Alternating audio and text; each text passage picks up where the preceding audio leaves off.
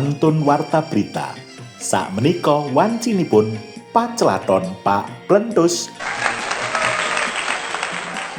Ing sawijining wengi, Pak Plentus karo bojone mulih saka ndelok pasar malam.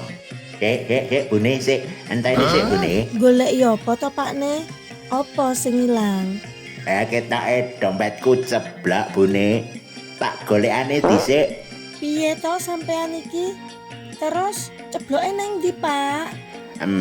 Ketoke cebloke nang enggok-enggokan peteng kono mau lho Bune. Lah nek cebloke nang kono, lah kok sampean golekine nang kene, Pak? Ayo mergo ning kene iki luwih padhang timbangane ning kono kuwi Bune.